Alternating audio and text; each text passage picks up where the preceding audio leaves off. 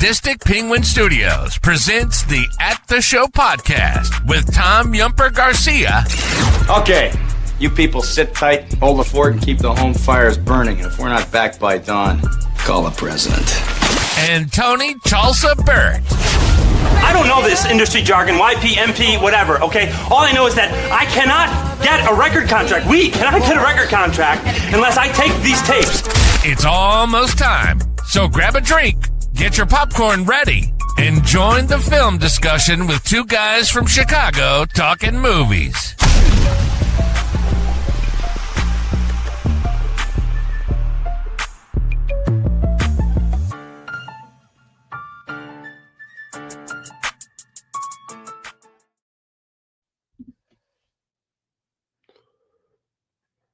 Hello, and welcome into another episode of the At the Show podcast. I am sorry, I am having so many technical difficulties today.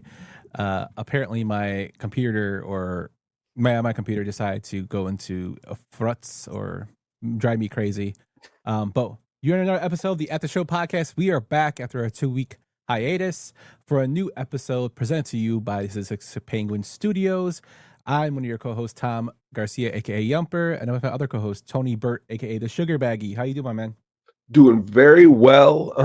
I just realized after every show that we've done, I have to make sure that I have to run to the bathroom really quick because who knows, we're doing the show and I never want to need to use the bathroom. I don't know, it's a weird fact. I'm sure everybody does that. So on our long ones, you be holding it pretty long then, huh? Well, I do, and actually I make it, and that's the greatest part. But there's just something in my mind that's gonna tell me I'm not gonna this time.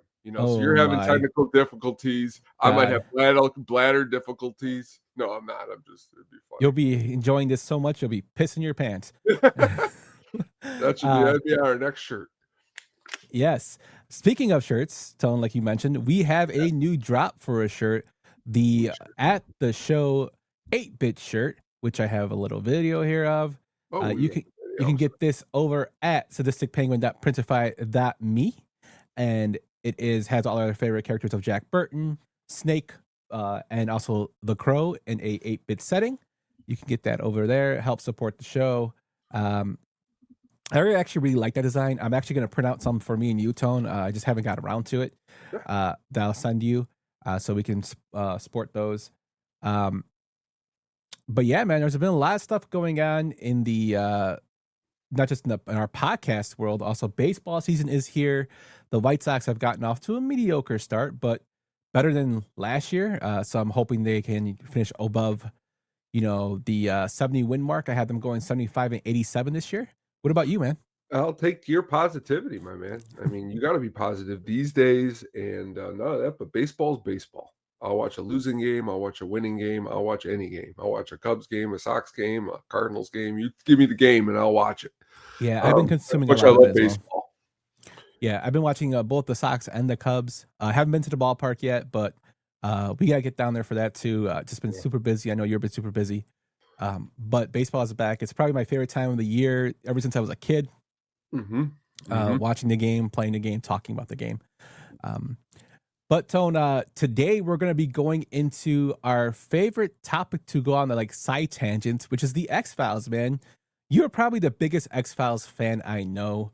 And I'm going to be honest with you, before we get to what we've been watching in our segments, I watched a couple of my favorite episodes just to refresh my memory. And man, it made me want to do a whole X-Files podcast just dedicated to X-Files. We are turning this into an all X. No, I mean it's really that good. I will put it in top. Honestly, if you ask me right now, what are the top 2 television shows of all time? I think it's The Sopranos and it's the X-Files. But that's just me. Yeah, man. And I watched. I just went through certain episodes from different seasons, and I'm like, man, it kept me so engaged and involved in the writing, the story. It wasn't as corny as people have said it has been. I thought it was actually really done well. Two great, actors in their own primes, and Gillian Anderson and David Duchovny. It's just, to me, it just was wonderful. like I would want to talk X-Files all the time. Maybe we going forward after this, we can maybe add an X-Files segment where we just talk about an episode every once in a while to throw it in there. But I really, really enjoyed preparing for this podcast.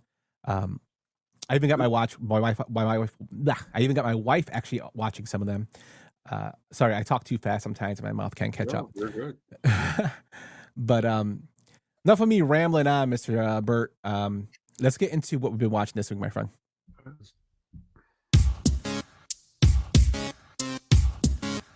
That's a me. And also, what were you just watching? So what were you watching this week, my guy? Two movies that I will watch this week. I'll start with the very first one, which was Primate. I don't know if you've heard of this movie. It came out in January. It is a horror movie. And this was the type of movie that as soon as I was done watching it, I really wanted to just call and text you and talk to you about it. But then I said, well, that's why we got a show. We could do it right here live for everybody. I had a lot of fun with this movie. You're looking for a real cool, real quick on its feet, really kind of, it's got some really good graphics for what it's doing, and I had a fun time. It's this Primate. It does a really, really good job at selling the character of the monkey. If you've seen the movie Nope, the only part in the movie that was really actually any part scary was the monkey part that like ripped apart everybody. So like this is that part times 100.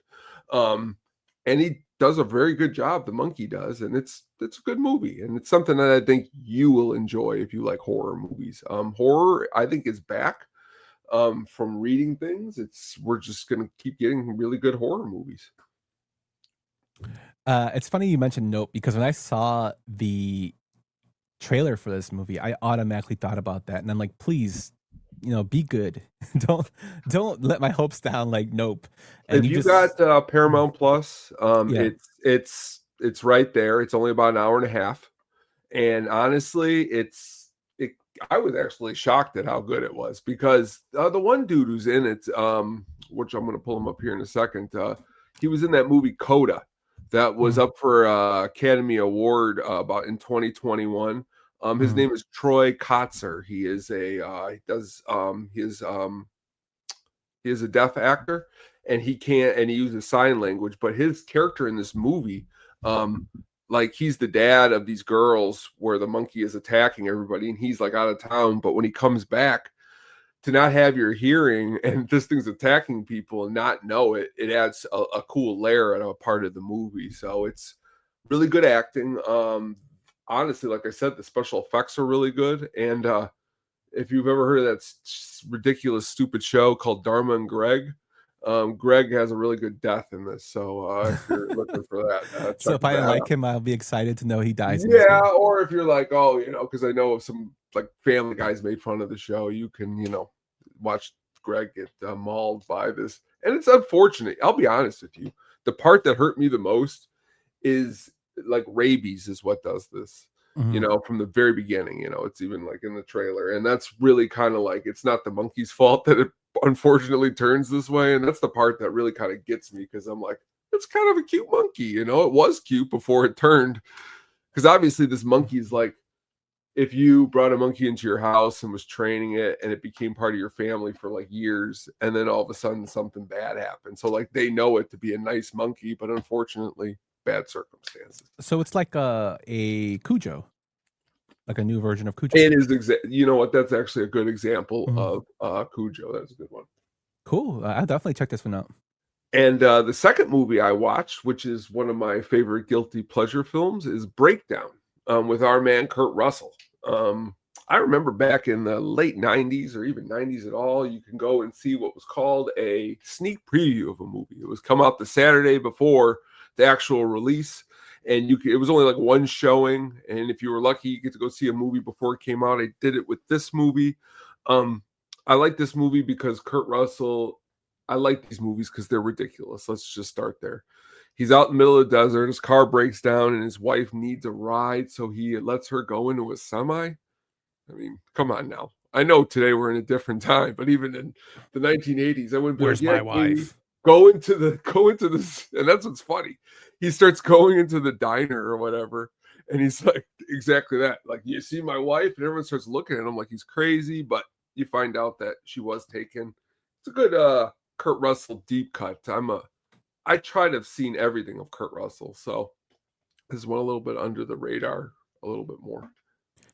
Yeah, I've seen this one. That's why I was like, oh, if You did a good job wife saying that, honestly. You could have, that was a good part right there. I love Kurt Russell. You love Kurt Russell. Yeah, this is actually one of his underrated films that I really, really enjoyed.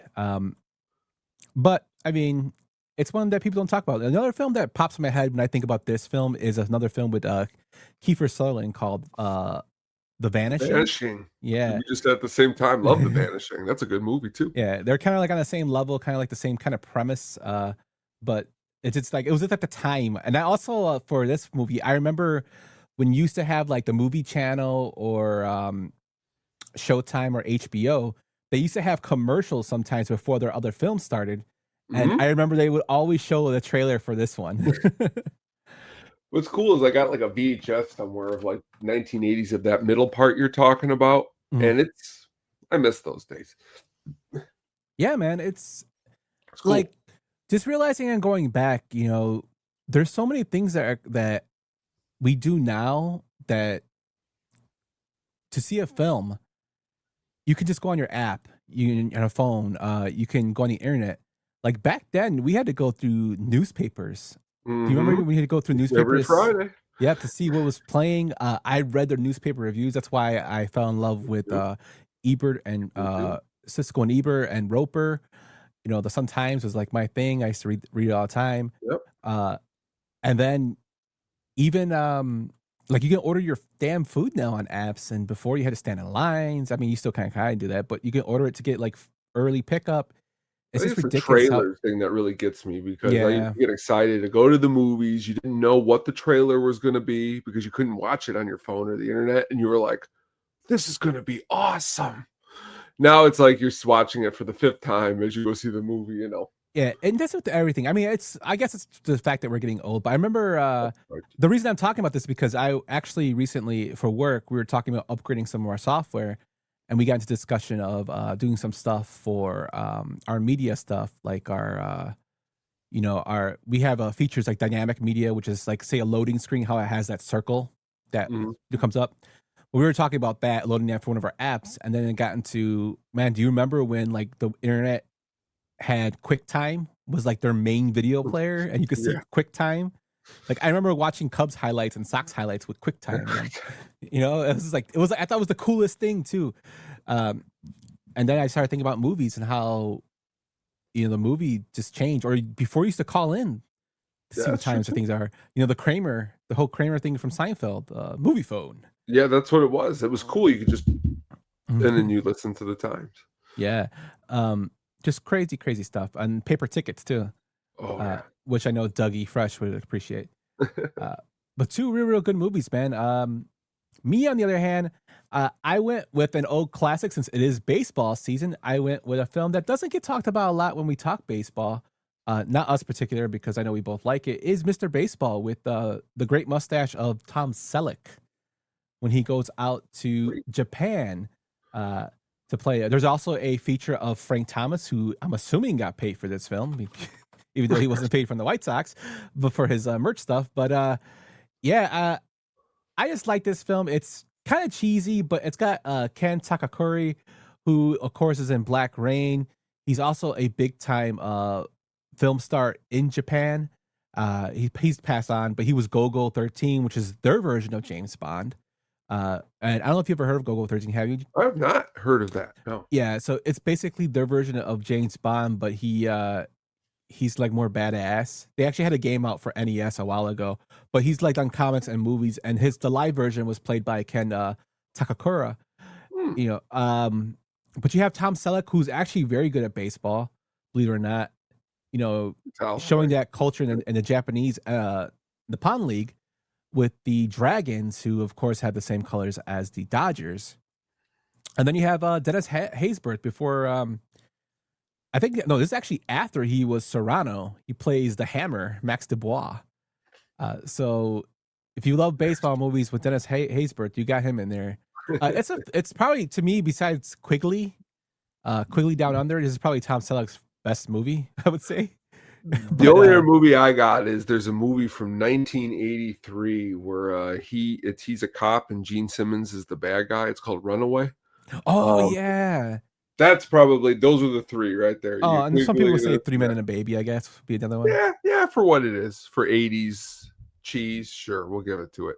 But Tom Selleck, he'll always Magnum PI, the television stuff. But that mustache, it's ridiculous. Yeah, he's on Blue Bloods, and he still got it, man. He does.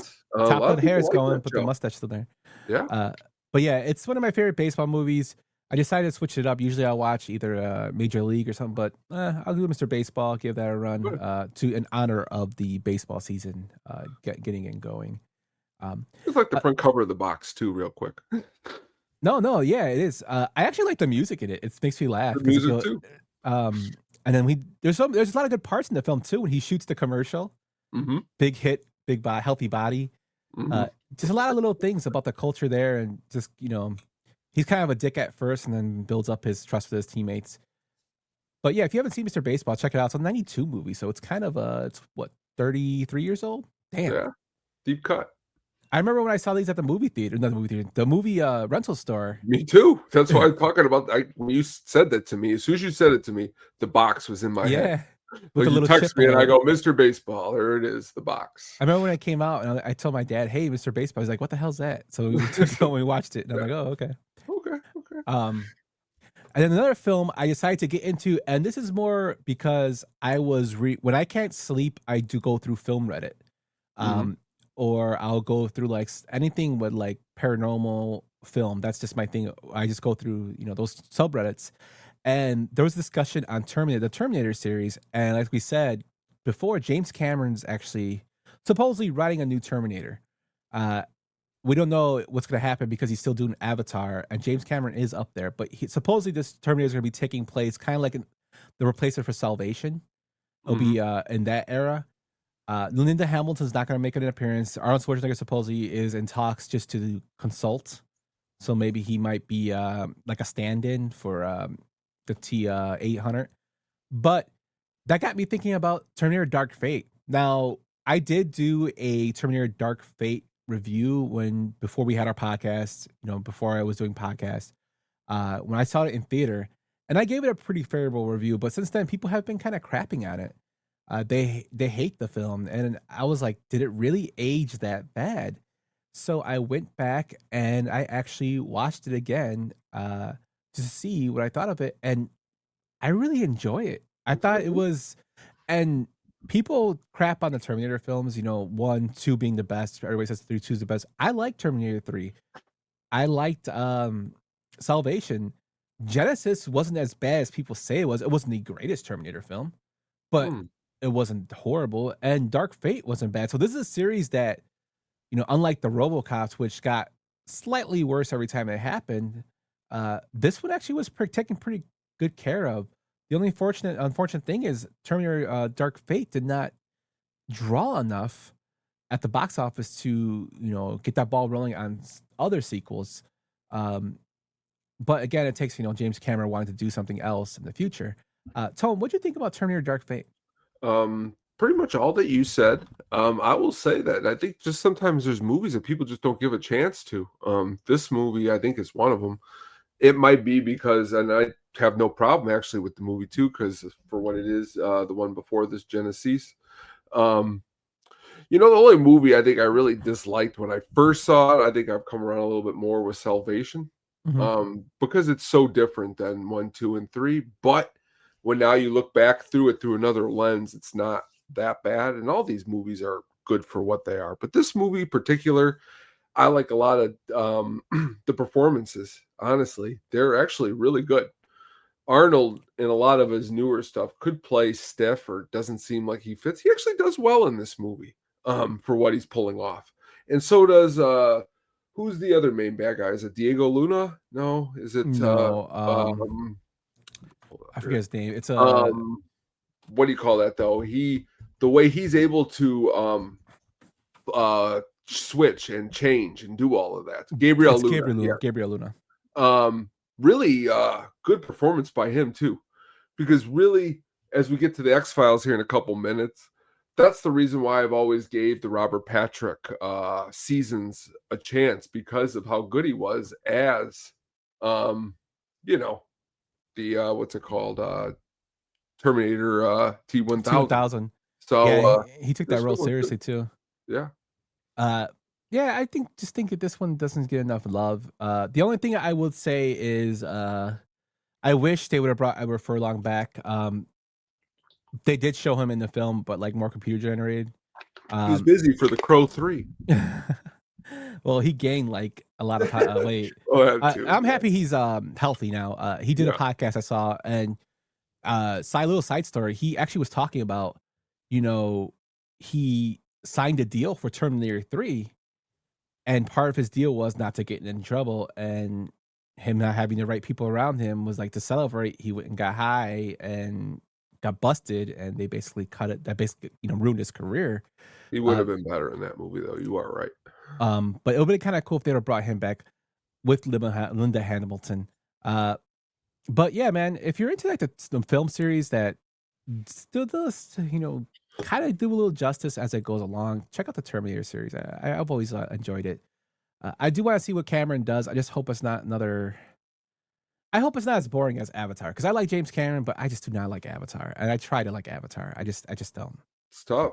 It's tough for me. That's kind of like Lord of the Rings. I just can't get there. The book's awesome. I don't know, something about the film though.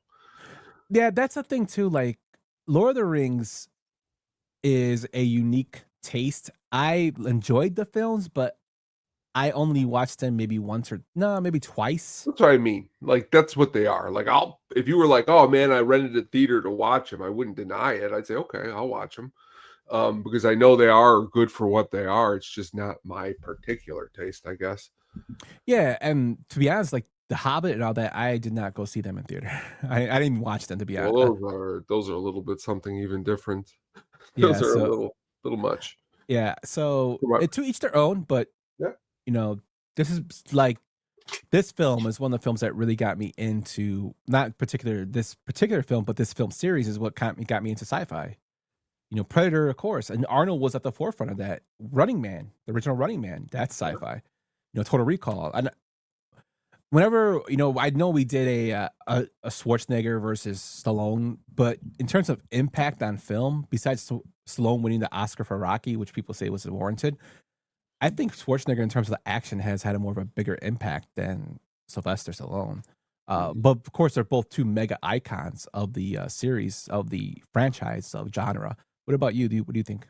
I think, Arnold, I think it's because, don't get me wrong, I love Rocky, but my problem was always because I had friends that made jokes, especially in part 3, how small Rocky looks against Hulk and against like Mr. T. So like when you see Arnold, he's a big guy. Commando, that's the first movie I seen him in, and you're like, holy moly, this guy, you don't want to mess with him. And that's why I think for me, he just seems larger than life. And the Terminator is, come on now, like Terminator, Aliens, Predator. There you go. Those movies are iconic, and he's in 2 of the 3. Yep. Maybe he'll be back in the 4th one. Well, supposedly in the new Terminator, Predator, he's in talks to be in that too. That's always interesting. Now they're bringing a lot of stuff back. Hopefully it can take off better than other things he's tried to be a part of. Yeah, and if he's still willing and able to, get him on film. I'm always for that. I think most directors aren't going to put crap out there. They want to make money. I think that's always the objective. I could be wrong. Mm-hmm. I don't know, unless it's like the producers where they're trying to make a movie that fails or a show that just bombs so they can collect the dough.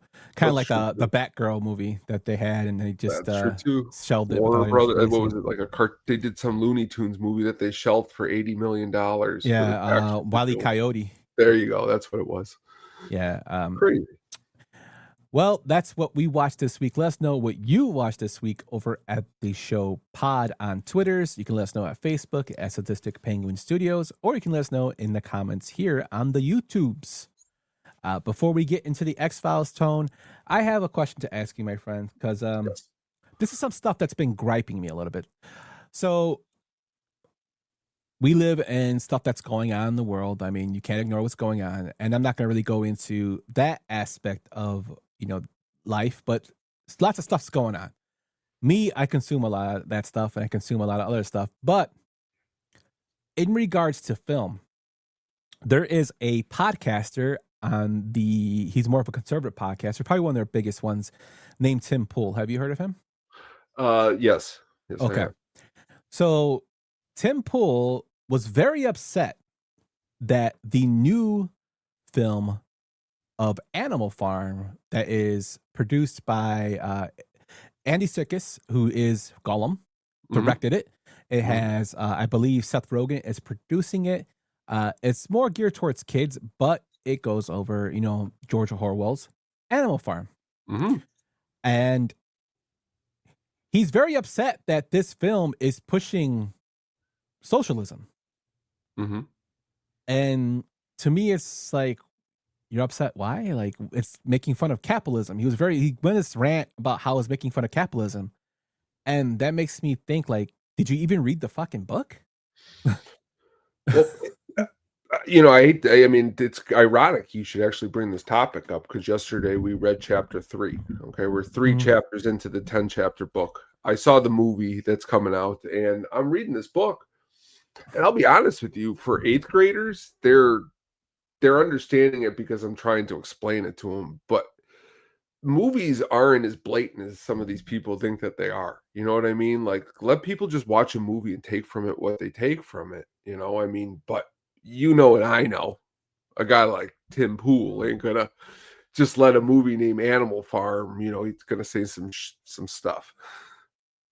Yeah, but I understand that aspect, but just looking at, like, he's upset that they're ruining Orwell's work. And I'm like, do you know who George Orwell is? Like, to me, it's, if you have a gripe about something, but come out and say, like, be at least factual in your, and I know we're talking about a podcaster here, but when it comes to film, it's like I'm saying, oh man,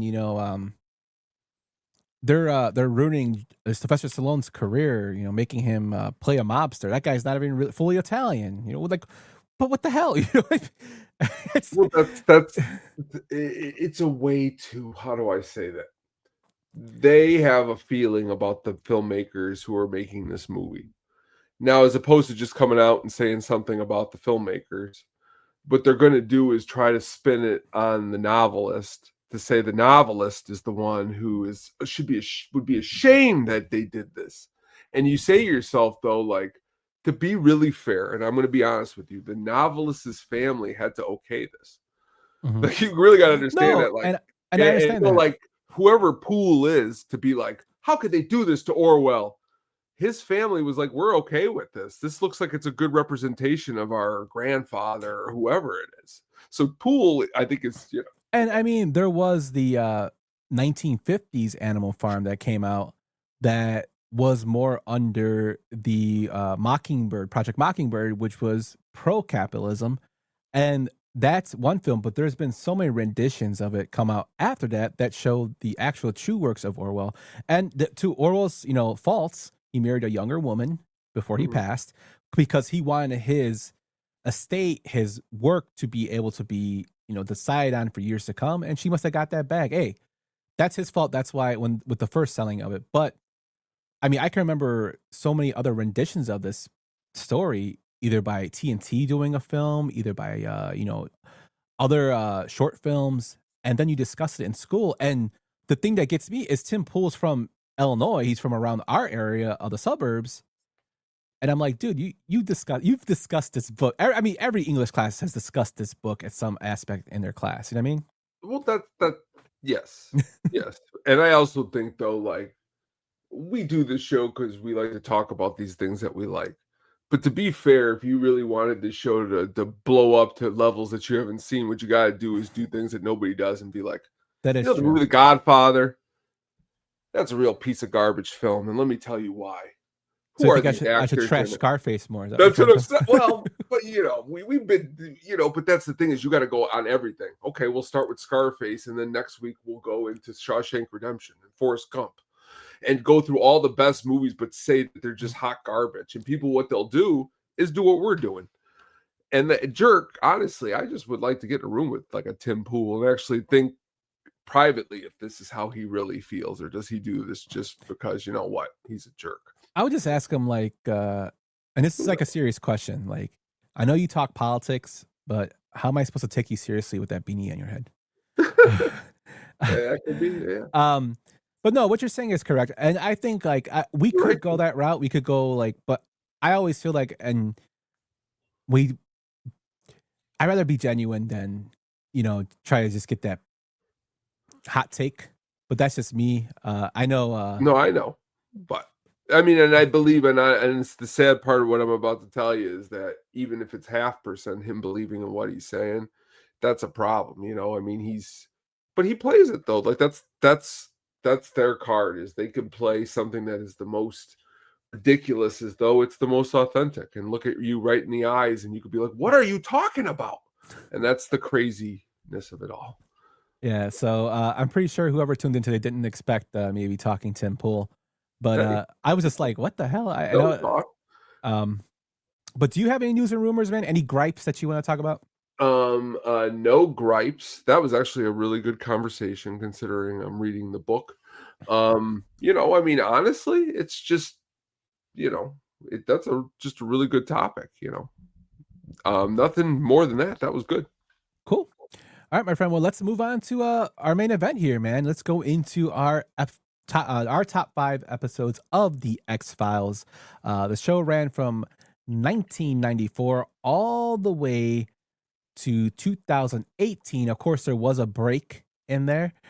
It ran for 11 seasons, mostly with the lead characters of Mulder and Scully, and then eventually Robert Pattinson joined, and then Gillian Anderson left, and they had another Scully character, but a different Scully. Annabelle Gish. Thank you, sir. Annabelle Gish. I was looking for her name frantically because I'm like, I just wrote her name down. Okay. Annabelle Gish was in there, but not there. Like I said earlier when we were talking before what did we watch this week? I just loved going back and watching these episodes that I had for my favorites, and there's so many more I could have picked for it. It's just an awesome show. Over 200 episodes, I believe 223 episodes, if I'm not mistaken, that just ran for so long. And they're all tight-knit, cut for TV, about 43 minutes, so you can pretty much burn through them really quickly if you wanted to go through them. But, Tone, with these are our 5 favorites now. It could also change anytime. Yeah, that's true, too. But I'll give you my first episode from The X-Files, and what other place to start than the pilot episode, nicknamed Pilot, that dropped on September 10th, 1993. This introduces us to characters of Mulder and Scully. We see that Scully's actually hired to go not undercover as an FBI agent, but more of a basic reports on Mulder and his eccentric ways of doing investigations and on the so-called X-Files. An X-File is actually basically something that cannot be explained scientifically, and the FBI headquarters, hence alien abductions, stuff that people raising, zombies, stuff like that, that they kind of throw off to the side. And we see Mulder leading this little charge. But as explained in the first episode, Mulder's actually the cream of the crop, man. He's like the top of his field in occult study. He's an expert in that. He's also very, very good at profiling, which he explains in this episode. That's why it gives him opportunities to kind of do what he wants to do in terms of case files. But Scully has to write these reports on him going forward, and Scully being the skeptic and Mulder being the one who wants to believe. This one's kind of around alien abduction, but I don't want to give away the whole episode because I encourage people to watch it. But this one kind of pulls you in because you're finding, these people are dying from that are in the same class. They're dying with these marks on them. They dig up a body to check out the other students that died or people from this class of school, and they find that the bodies are basically like little aliens. After they do an autopsy on them, it just goes from there where they're meeting the last survivors trying to figure this out, and it kind of goes twists and turns, and you're looking at all these clues, and it just kept me so invested in the show. And I rewatched this episode, and I was like, man, it made me want to know what happens next, and I've seen it before. Like the play up to it was just great. You have the actors in here besides the Duchovny and Anderson aren't really big time, but you have the cigarette smoking man is for characters introduced, even though he's not mentioned by name. William B. Davis in here. And this whole episode took about 14 days to shoot. One thing that did stick out to me about this, though, Tone, is in the later episodes, when they shoot a gun, they actually show them shooting. Either it's a blank or not. This one, they're a cutaway. Like when he fights the guy for the shotgun, it cuts away and the gun goes off. So just a lot of crazy stuff with this. It keeps you invested, keeps you wondering. It's a little corny with Mulder, but it gives you a big black backstory of why Mulder is what he does, why he is the way he is, why he's doing what he's doing.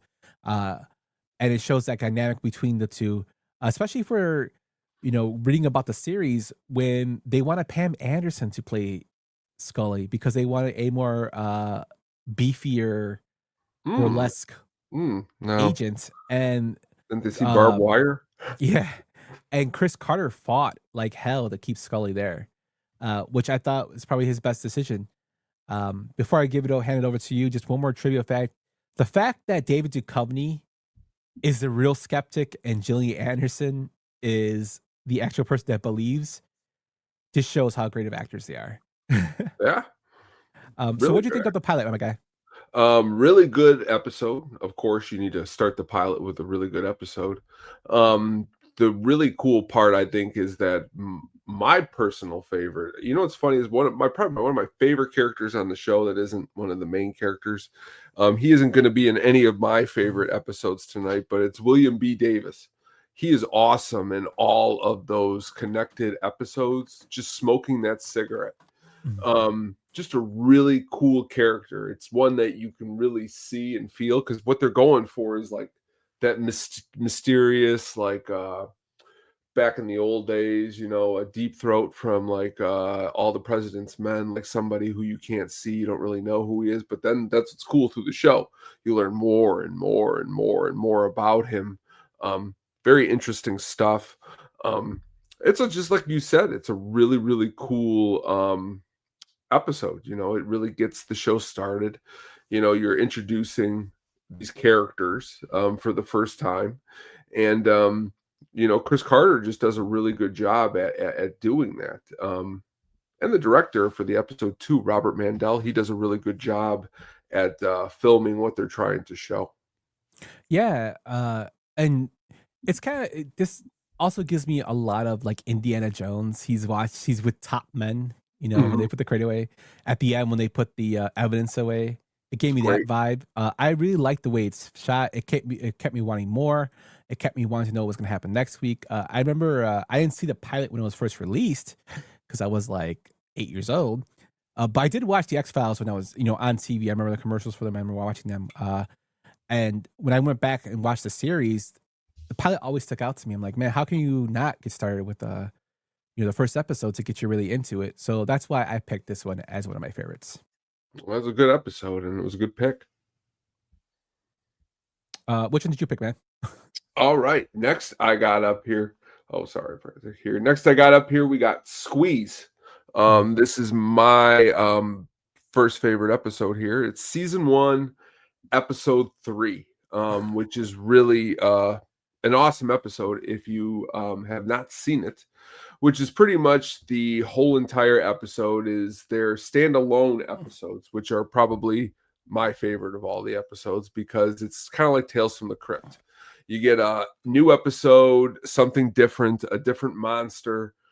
something that is just honestly cool. And Monster of the Week. Yeah, and David Duchovny is really funny on the show. Does a really good job at some of those different things. So this episode is really good for being scary. The main character, Eugene Victor Toombs, played by Doug Hutchinson. What's also awesome is that I won't say that I'm not going to pick this other one as another episode, but they do a sequel in the same season with the same character called Toombs, which is his name. So it's cool. You get the same character, really scary stuff. Donald Logue, who is awesome in so many different things. If you have not heard of him, he's in everything from the Zodiac to the Cloverfield Paradox, Jerry Maguire, all over the place, Gettysburg. But does a good job in this episode too. But you get to see kind of how the show's going to be breaking off from just doing the alien stuff. So doing a first episode like that with Squeeze, and the FX in this episode are really great too, because the whole episode is this character's got to he could squeeze into any little tight spot, and it's just really creepy and weird. One thing I'll always remember hilariously is my dad would tease my sister that Toombs was going to come out when she was sleeping or something like that, and she didn't even know what the hell he was talking about. But that's what was funny, is that it's just a really episode that sticks with you in a lot of cool ways if you like awesome horror movies, actually. So it's funny you picked this episode because it's actually one of my favorites I listed down. So before I get into my explanation, me and Tony did not share our list with each other. No. We did this blind, which is hilarious. So this is one of my favorite episodes because of everything you just laid down. The monster of Toombs, to me, was something that I haven't seen before in anything. Like at the time, it was creepy as hell how the first time you're introduced to the character, he's in a damn vent. And they're like, what are you doing in there? And he pulls out a dead cat. And I'm like, what the hell is he doing? So then you're thinking, well, maybe he wasn't the guy that was in there. But as they go forward, they find that he is the person going around eating people, like parts of people. It just freaks you out. And at the ending always stuck out to me when he's in the locked room and they have the little slot for the food trays and he's staring at it laughing because he can probably get through it. And it cuts to black after that. And you're like, what the hell happened? That, to me, it was perfectly done. And yes, it was part of the Monster of the Week thing for the X-Files. That was like a running kind of like gag with, X-Files fans. Oh, the Monster of the Week. But this one's perfectly written. And for a third episode, it's like a home run. You're hitting home runs like left and right. And this one always stuck out with me. So, and just to even go on, because I have the actual sequel is actually my favorite episode of all time, which is Toombs. And that one, it gives more of a backstory of who Toombs is. He's basically this mythical creature that's been killing people since the early times. He goes into 30-year hibernations and he goes into this a cocoon. That shit was crazy as hell, man. That was that episode was the first season, the 20th episode of the first season. And they played off this character. I wish they would have had even more of him. But, but unless you watch, what happens. But just the whole fact, it was so perfectly done. And like you said, they're one-offs. The first one was just him one-off. You don't know what happens. This one picks up, it's kind of like a sequel to a movie. It picks up with him almost getting caught trying to squeeze through the slot for the food slot because a psychiatrist comes in and then he gets let out. He gets discharged, and then, Mulder's trying to convince everybody that Toombs is the guy who's killing people. But if Mulder came up to me and said this guy was alive in 1930 killing people and he could hibernate, I'd be like, what the hell are you talking about? But just when that always cracks me up when he gives the the slideshow presentation and he's going off and people are like, what, this guy is crazy. But the character is played so well by Doug Hutchinson. And just the writing is phenomenal. And Chris Carter, and James Wong wrote this. Glenn Morgan wrote this. James Wong, who wrote Final Destination, was the writer of the Toombs episode.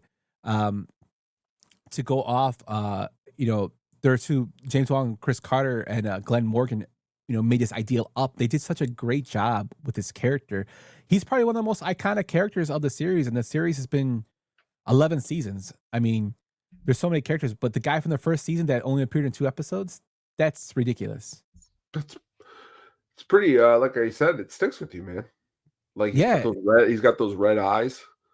Yeah. And like it's creepy, and like you said, that whole cocoon part, that's really creepy. Yeah, man. That when he goes up to him and sees it's like a blue light at him when he's in there, and he makes that sound. I'm like, what the hell? It was like creepy, man. He was weird looking as a normal guy. Imagine him as a monster,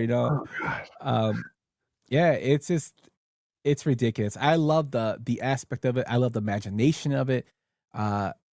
It takes a lot to get you up in the scary feels, and this one made you so paranoid because he could go be anywhere. He could fit in anything.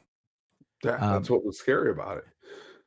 Yeah, I loved it. The funny thing is, Hutchinson actually had originally penned a screenplay for the X-Files, which he would have acted as a prequel, like origin episode of Toons, but never got made. Oh. But yeah, he's considered the most prolific and iconic monster of the week in all of X-Files lore. But it is awesome. And then if you go back to the episode My Struggle in 2016, there's a picture of Tooms on their wall to show like his iconicness as in the X-Files. Just a great character, great story writing. If you want to see 2 episodes, I encourage you to see Squeeze and see Tooms back to back.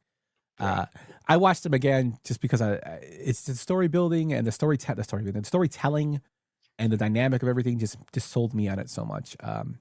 If you like horror and that sci-fi element, those are the 2 episodes to go through. So Tone, we both agreed on Squeeze, and I said Tooms is my other one. What is your next one, my friend?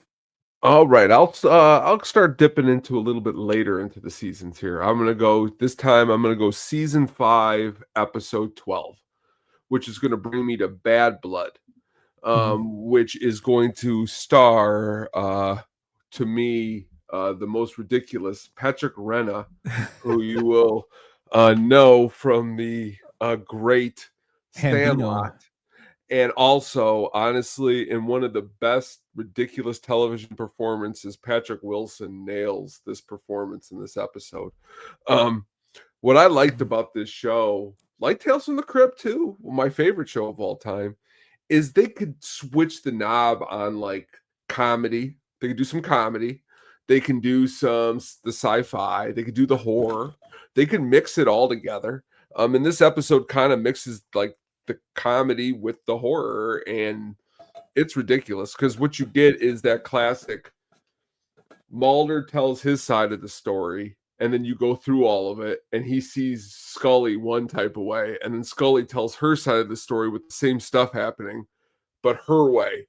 And what's funny is in like Mulder's way, Luke Wilson's like a hillbilly with like hillbilly teeth, and then like in Scully's way, he's like this attractive cop who's like really, and like the way Wilson plays it really showed me that the show is more than just being, and by this point you're in season 5, you have to start doing different stuff if you really want to make it far and long. So playing around with these different ideas was really, really good. Another one of my favorite characters on the show was Mr. Agent Skinner, Mitch Pileggi, Shocker, or we can call him from Wes Craven's Shocker. But again, his seriousness he was like so dead serious. It was ridiculously hilarious. And I always enjoyed his character too. And he shows up and he's always questioning what's going on. So I just got to throw it out to him. But for a fun episode, I really like this one. It's written by Mr. Vince Gilligan, Breaking Bad, Better Call Saul. So now you know that like this show produces good writers. And that's really why these shows are awesome, because some of the greatest writers of other television shows have spawned from this show. So it's kind of like this was their college to get out and go do their vision of what that is. But they can write some really good scripts, and this is one of them. Yeah, I just shows that I picked a perfect partner for me for the At the Show podcast, because when I seen him in the episode I'm gonna talk about after this, I was like, oh yeah, I forgot the Shocker was in here. Shocker. But yeah, you nailed it, man. This is considered, Gillian Anderson considered this in a Ask Me Anything on Reddit in 2014, I think it was. She said this is her favorite episode. And I think it's awesome because, like you said, they gave two sides of the same story, but just from different point of views. Yeah. And in real life, when you talk, it's going to be like that. People have different perspectives. And I love the aspect of that writing. It always cracked me up that the Hambino was the vampire, because I'm like, he still looks like a kid even today. I mean, He does. And you got Luke Wilson, a young Luke Wilson in here. It just made me laugh. But great episode. You know, it starts off with basically them in the office explaining why Mulder drove a stake through a kid's heart, which I'm like, holy shit. But you know, masterfully written. You know, the guy who wrote Breaking Bad wrote this, so you got, you know, cream of the creme stock on this for writing. Cool effects too. You know, the glowing eyes to vampires, and I found that they achieved this by putting fluorescent stickers on the actors' eyelids, which I thought was kind of cool. Yeah, and I mean, I'm telling you, it looks still awesome. Like, it doesn't look. It looks way better than a lot of other things that came out then. Yeah, it's really, really done well. For as much of ridiculous as I gave Patrick Renna being the vampire, he plays it really well as Ronnie Strickland. So I thought, you know, it gave those actors kind of availability to get out of their comfort zone, or their typecast zone. And it's kind of cool if this show was that vehicle for them. Really, really good episode, man. I really liked that one too. I was thinking that was on my top 10 list. I just didn't pick that one. And to be fair, I got the list here, so I should have probably felt that you could go for Tombs, and I could have went somewhere else. But that's what I'm doing over here. I got so many awesome episodes, so that's what we're trying to cover here. Oh, and that's man, why it's so awesome to do something maybe later down the line. You know, a little thing here, a little there, because there's just so much here to do. Yeah. It's just so many episodes. And since you went later with season 5, I went even later with this episode, just to show that even though the show had kind of run its course, it still had those moments that were very, very good. And this one's actually from the last season, which was one of my favorites. Season 11, episode 8, Familiar. It was written by Benjamin Van Allen, and director Holly Dale actually directed this. This one to me stuck out because of Mr. Chuckleteeth. Now, those who don't know who Mr. Chuckleteeth is, go on Google and look him up. He is probably one of these scariest looking damn creatures or kids, you know, toys, characters that I've ever seen in my life. I remember I watched that today just to refresh, and I couldn't, you know, fathom how these kids in this damn episode were in love with Mr. Chuckleteeth. His song is horrible too. Mr. Chuckleteeth, we're going to be playing forever. This episode revolves around witchcraft and hellhounds, and although Mulder and Scully are older, and very old, in particular in this one, there's this the blends of comedy on it crack me up. When Scully's arguing with the cops saying that, you know, they're investigating a child that was actually the death of a child, and when they're asked, you know, why they're going to keep this case open because they think it's an animal that killed him, she's like, well, you know, there's so many reasons why, and she lists off, and the cops push back, and Mulder sticks up for her, and then when we were walking away, she's like, "Oh, thank you for sticking up for me." He's like, "You're my homie." And when he said that, I'm like, "What?" It's just so corny, but it's hilarious. You know, the comedy between the two. And then there's like the Teletubbies like rip off in here. Did you see? You know, I'm talking about these Teletubbies look freaky as hell. It brings back that horror feeling with a great story. Alex Carter does a great job as Chief Strong. You got Jason Gray Stanford as Edgar's, and then Anna Strong, of course, for Aaron Chambers. Just all good acting all around, and a lot. And the great thing about this episode is, even though we're in episode 8 of season 11, right towards, I think there was like only 2 more episodes left, they're still going back to the classics of Stephen King. Because if you watch the X-Files, you see that they pulled a lot of visualization or tribute to King's works.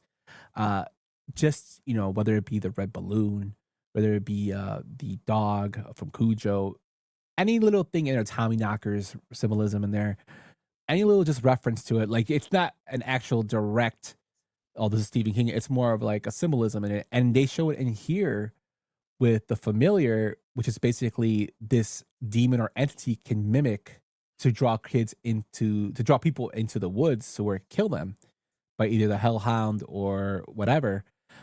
And before the main kid in the film, this episode, Andrew is drawn away. He's wearing the yellow raincoat, which everybody knows Georgie from It. I just love the symbolism there. I love, all the aspects of it. And for me, even though the series is kind of running its course, I thought, this still, like, as well, it was a banger to end with, in the last season. What do you think about this one? Really cool, like you said. It's funny as you say all those things and the way that it was written. That's why the title's familiar, because it's like things are familiar, but it's like in this creepy way. And just like X-Files, they do it and pull it off really elegantly. Yeah, they did a great job with it. I really, man, it's Mr. Chuckleteeth just fucking creeped me out, man. He was a strange man. And they kind of based his stuff off like Pee Wee Herman, which I thought was like, wow, he has like the little door behind him, and like he does that little stupid dance. To me, it's just. Oh yes, I got him pulled up here. Yes. Yeah. My God, I can't believe it. It was just. I'm trying to get a picture up before we got to yours, but man, it's just. Oh my goodness. Yeah, I don't know, man. Let me see if I can share my screen here and just show you Mr. Chuckleteeth really quick, so people on the YouTubes can see him. And if you want to check this out, you can check it on the YouTubes if you're listening audioly. But let me see here. Here we go, Mr. Chuckleteeth. So right here, man, look at him. Look how fucking creepy that is, dude. Like Dead Silence times 20. Yeah, and it was inspired by Goosebumps Slappy the Doll. I can see that. Part of it was inspired there.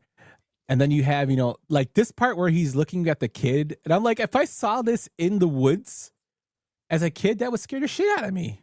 Yeah, be pretty scary. Man.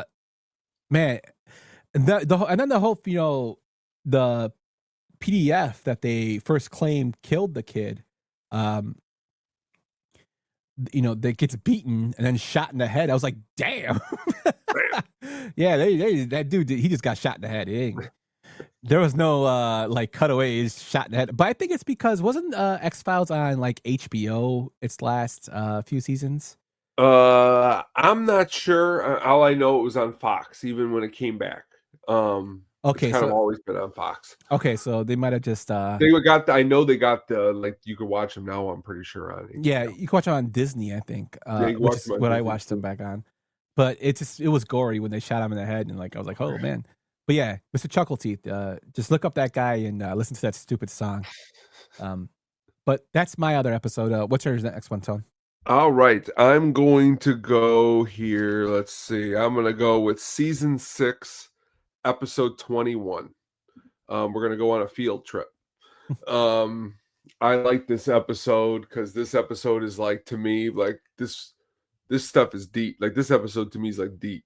Okay, so like what ends up going on, and like this is crazy because like I'm like watching this movie and I needed it like explained to me by my dad because that's how like when I first saw it was like that's how mind-boggling it was. Is there's this giant hill, okay, and technically this giant hill is like a big, huge psychedelic mushroom that swallows the people inside it and makes you see things, and you start hallucinating to the point of death, and that's pretty much what happens to them on this hill. The episode starts really kind of crazily with some people out hiking, and they get a headache, and then things just don't go well from there, and they're turned to some skeletal remains. Not good stuff. So you're in here for pretty much something that isn't good at all. So Robin Lively, who plays one of the characters in this, she's been like Doogie Howser and some other stuff like that. Just a real interesting plot. It's again very deep because when they're in this hill, in this mountain, they start seeing things, and there's like a yellow substance that is like leaking all over them when they're in the giant hill, and they're like in a comatose state pretty much. So pretty much it's crazy, and this is kind of where like Walter Skinner also just figuring out what's really kind of going on.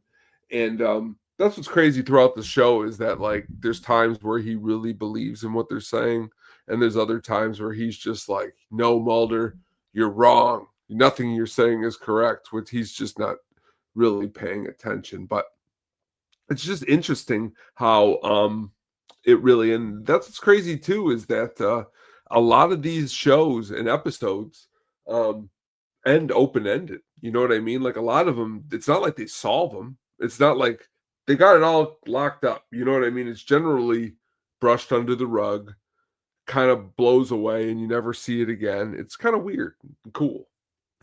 Well, I think it's to leave it open-ended to keep the mystique or mystery of it out there. What makes it And cool.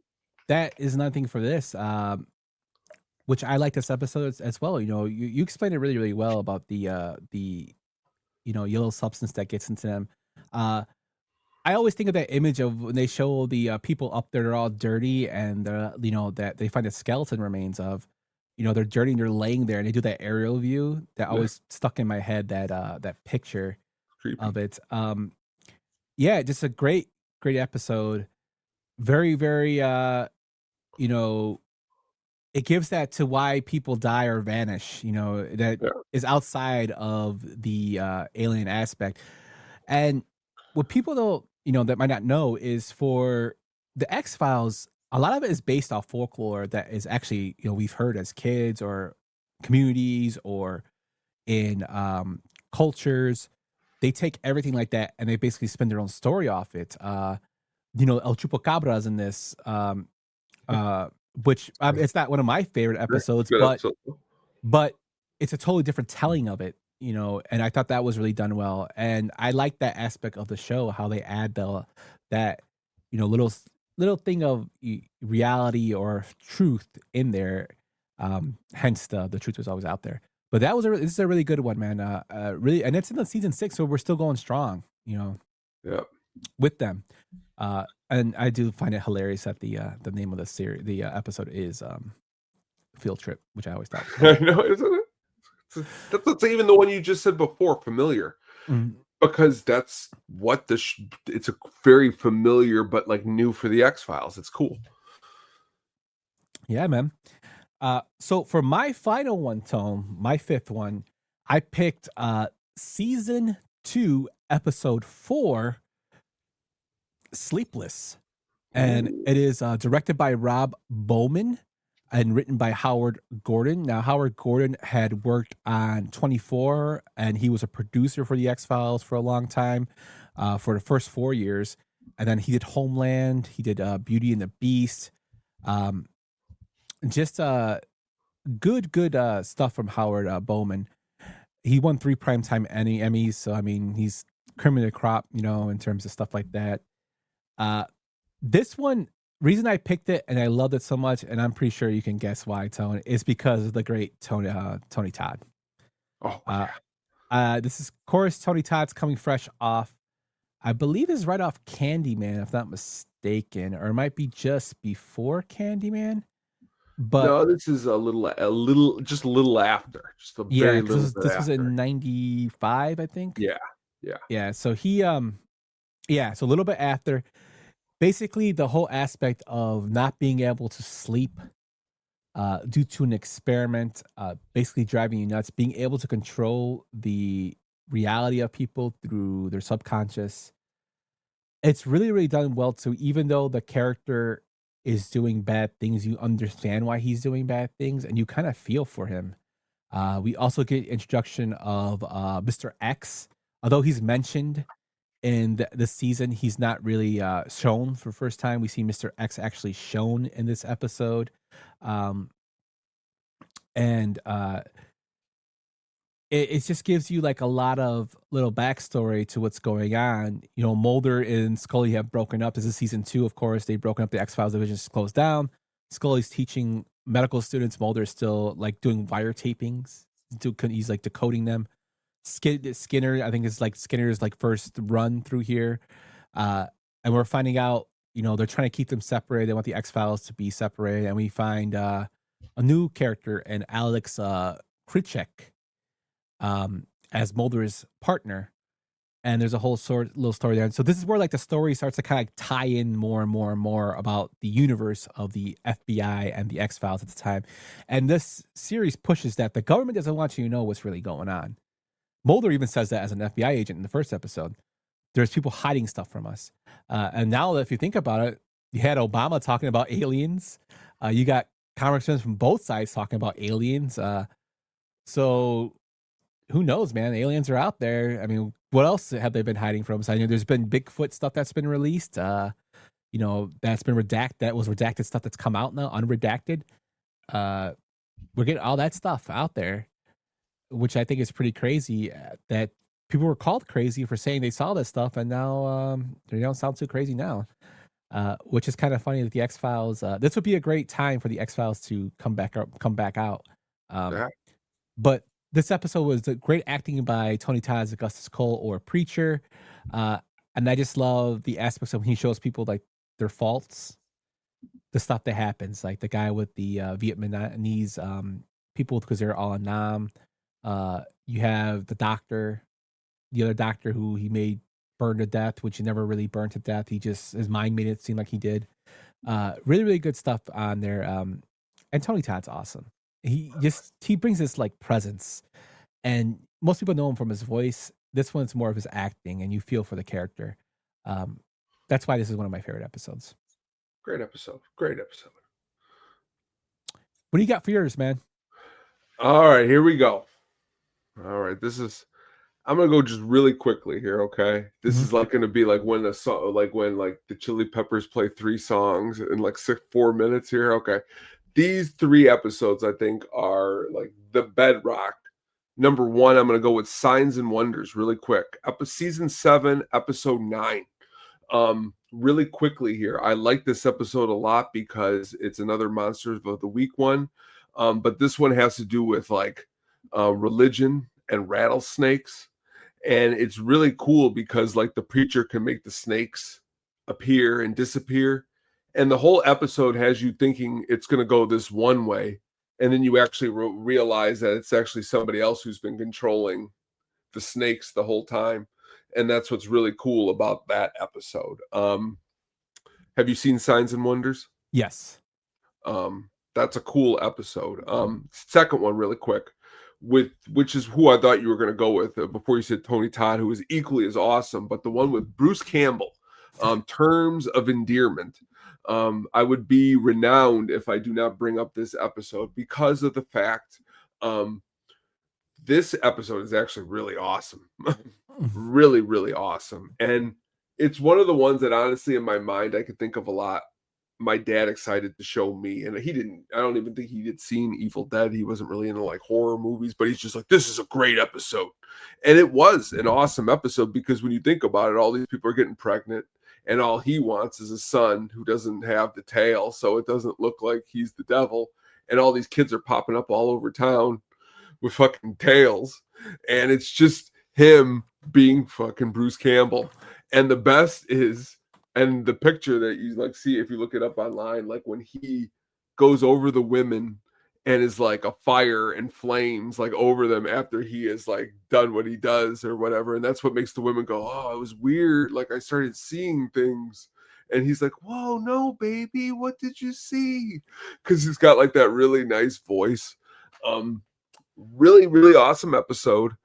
And the third one really quickly here is probably, and I got to bring this one up for musical reasons, because, you know, I love music so much. This one is called Lord of the Flies. And this one is season 9, episode 5. And this one is awesome because it has very young Aaron Paul. It also has Jane Lynch. And the episode to me was awesome because it's a kid.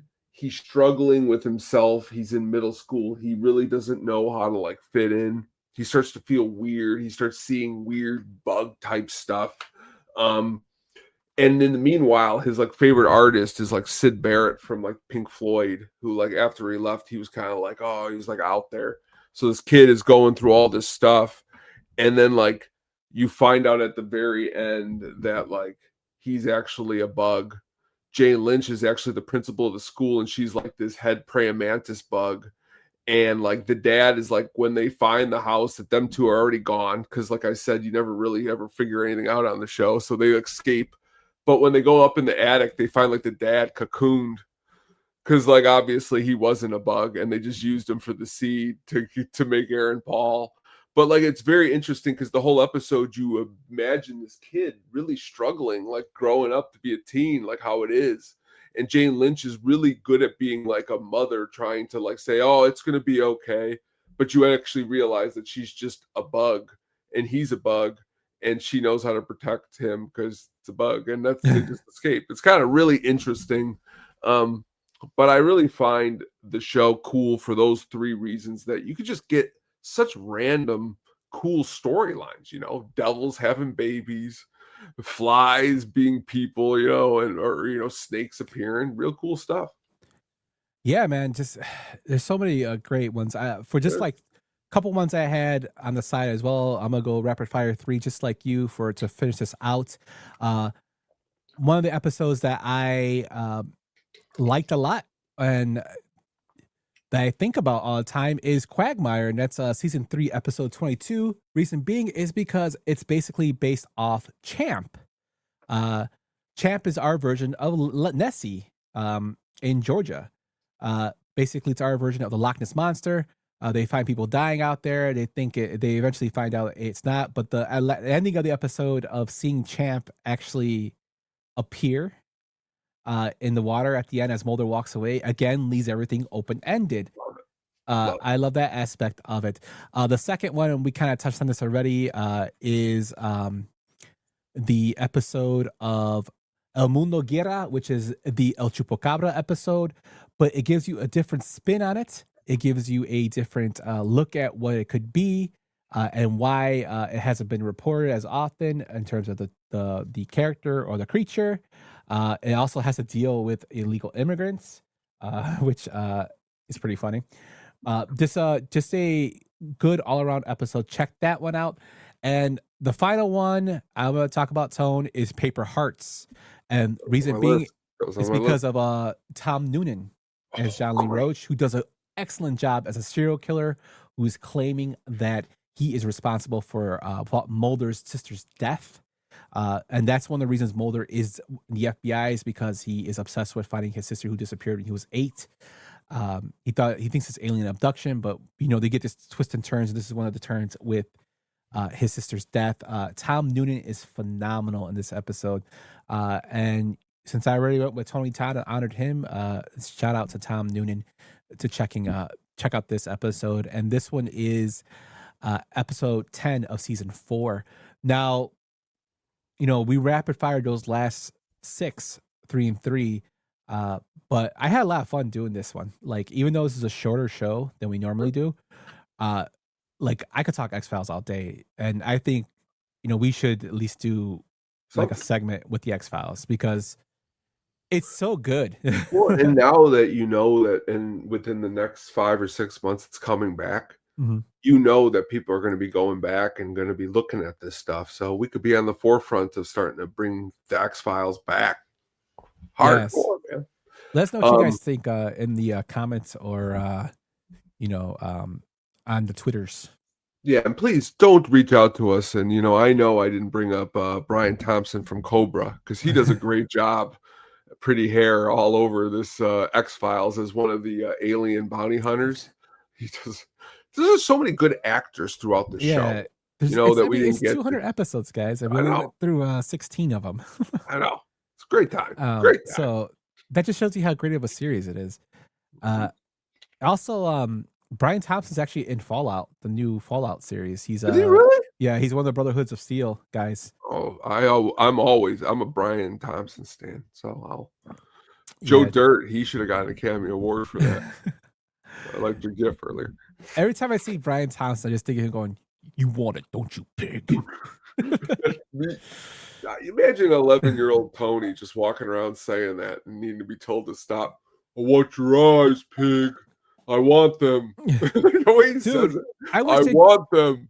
I wish they released the director's cut of that because it looks so good. And like the way he plays that character fucking scary, man. And when he tightens up his like gloves and you hear the leather like tightening, it's as a kid, when you watch that, I was scared. And that night, but like what's funny is I turned to my dad and be like, I want a knife. Like I never had any knives in my life. I still don't. I looked at him and I go, I want a knife like this. Like the spikes on it. Ridiculous stuff, man. Cool though. But that is our X-Files episode. Let us know if you guys like this. We can do more breakdowns of TV shows or paranormal, whether it be anything. We're trying to venturing out. Movies is great, but it's also kind of cool to look into the stuff that guys really interested into film and movie making and stuff like that. And this is one of the shows that was very, very foundation building for me in terms of loving film and storytelling. That's another great episode with a carnival.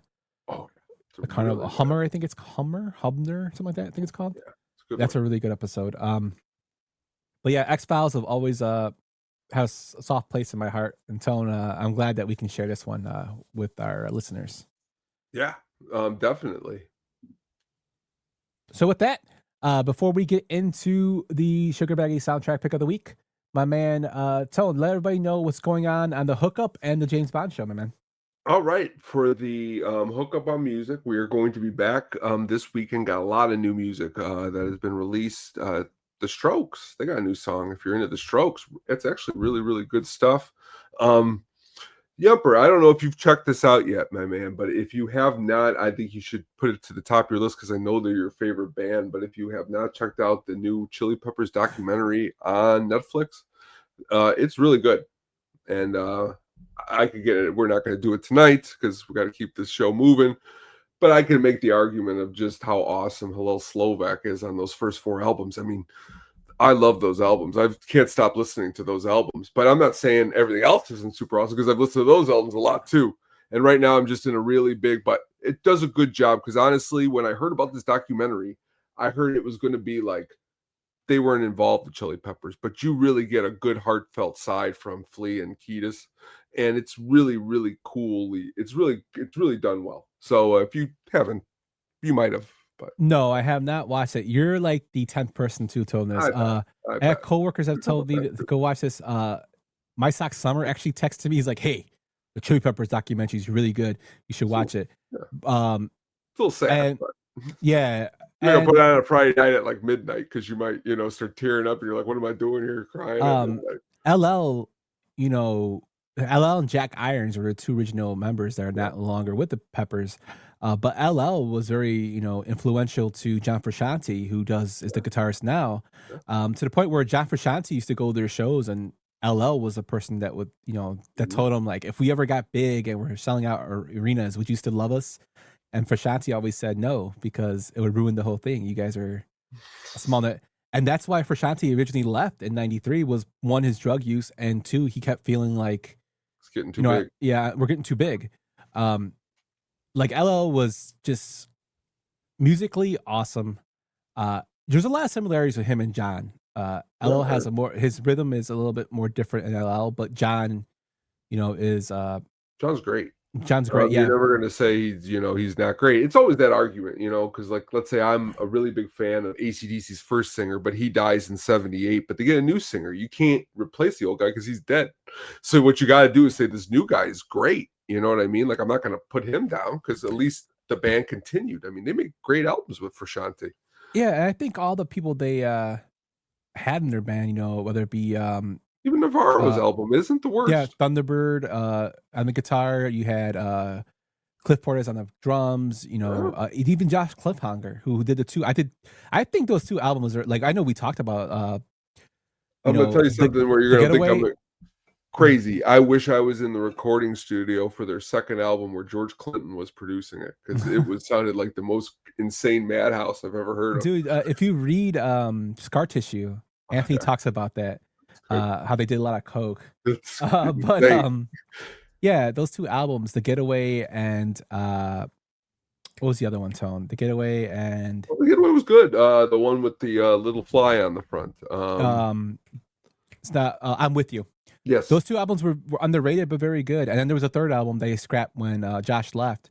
But yeah, I love the Chili Peppers. I'm definitely gonna check this out. But what got me into thinking was, to pull us all back, you talked about the Strokes releasing an album. When Jenny and I saw the Chili Peppers at the Soldier Field, the Strokes actually opened for them. But before the Strokes was actually Thundercat, which is the bassist. He opened, and then the Strokes came out, and then the Peppers came out. So it kind of brings it all back together. But I'm looking forward to it, and I hope the Strokes stuff is really, really good. In terms of music, man, I wanted to ask you this: if you heard this song called, I'll tell you right now, because Jenny sent it to me yesterday, and it was great. It's called Band-Aid by Paris Jackson. No, but I will listen to it as soon as I get off the phone here. You get Nirvana feels from the rhythm. The riff is Nirvana feels, and I want you to figure out what song it is that you kind of get that from. All right. But yeah, South Arcade released a new song today called Superman, which I thought was really good. But yeah, I mean, I could talk music all day with you. You know that. You ever hear the band 10 years ago? This is their first album in 10 years, but they were called Temper Trap. Yeah. They got a new album, dude. Check it out. It's really good. But that's what's cool about music, man. We could always talk about it, just like we talk about awesome X-Files episodes. Yeah, my man. And then what's going on with me and Cotton will be back for Frame to Frame. We're actually recording an episode Sunday where we're doing the 1950s version of The Fly versus the Jeff Goldblum version of The Fly in 1986. So that's going to be a fun episode. Cotton just watched the 50s version, and it's with a bunch of French actors and Vincent Price, which he thought was hilarious. But, they're both good in their own rights, but we'll see where we can pick apart. If I ever get like big time money cameras, I'd get him in his apartment while he's watching these movies, because he's got to have some commentary just watching this, making comments. It's gonna be great.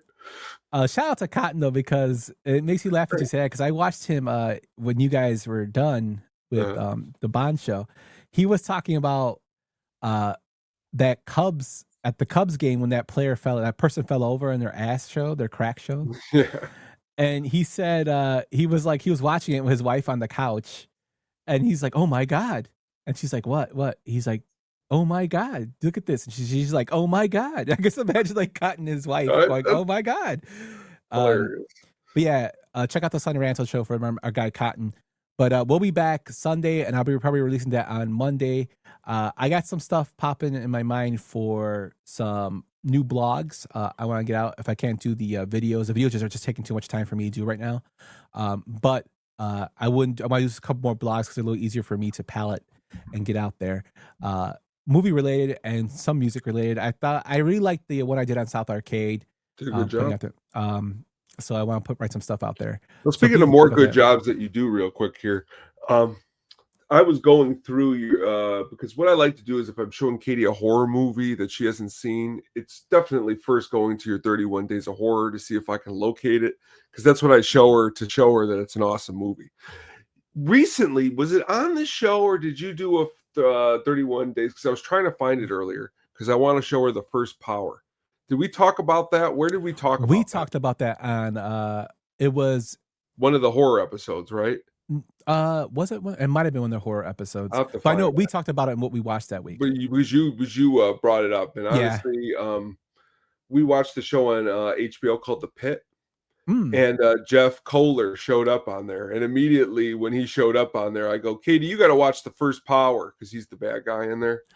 So I think that's his name, Jeff Kohler. Did I get that correctly?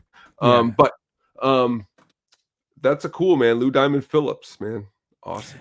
And to bring this all back to what we're talking about earlier, he was considered for the Robert Patrick role in Detective John Doggett. He was considered for that role when David Duchovny left. Lou Diamond Phillips here. We're a Lou Diamond Phillips podcast.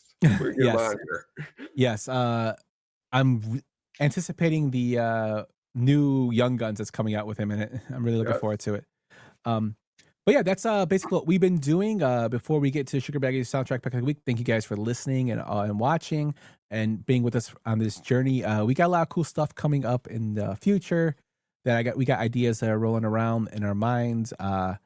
So these 2-week breaks actually help out a lot in terms of planning and deciding what we want to do. But you never know, there might be a pop-up episode here and there. So be sure to check that out. But enough of me rambling, Mr. Burt. Let's get into your Sugar Baggy soundtrack pick of the week, my friend. Let's do it.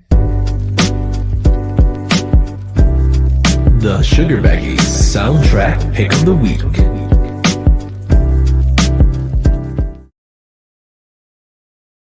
Tonight, what we are going to be talking about is there was quite a lot of music for the X-Files. We'll go with the X-Files, the album.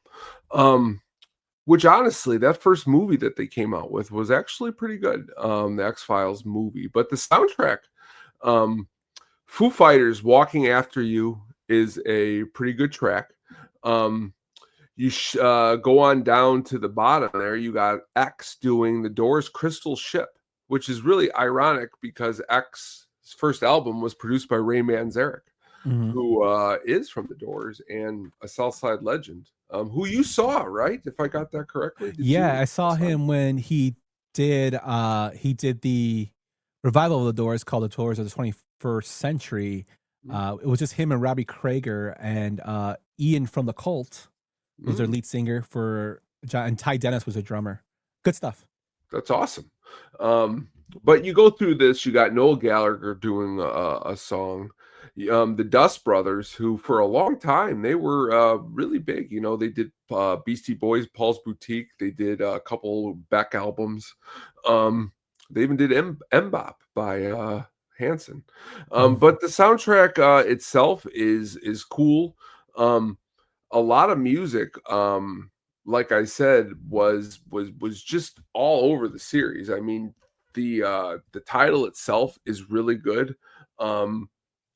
It's just really, I think, just a good picture of the time also for the music, for what they put on it. But that's the time period. They're trying to get you in for that.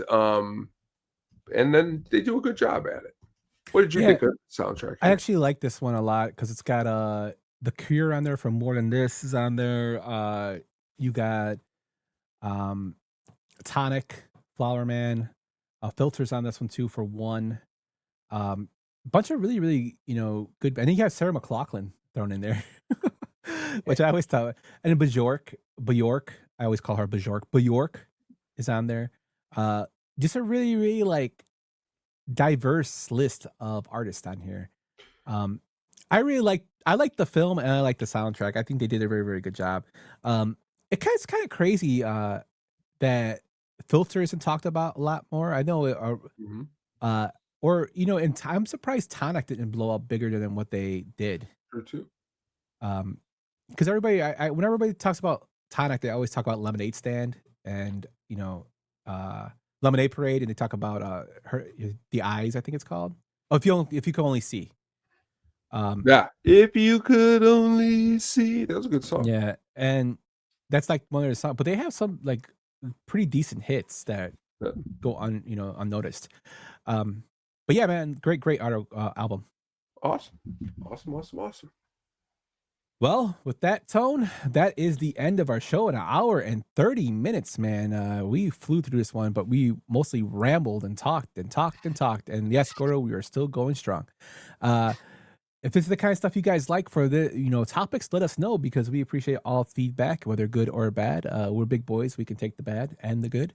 But with that, guys, you guys have a great next couple of weeks. We will be back with a new fresh At the Show podcast. Be sure to check out StatisticPenguinStudios.com for your blogs, all our podcasts, and other goodies in there. Check out the Hookup on Music. Check out the James Bond Show on our YouTube. Also, Getting Drafting Here should be returning, I believe, April 24th. Is it Tuesday? I'm pretty sure it's the 14th. Yeah. Okay, Tuesday the 14th. We'll be back. I thought it was the 24th. Tuesday the 14th. Brian will be back, so be sure to check that out.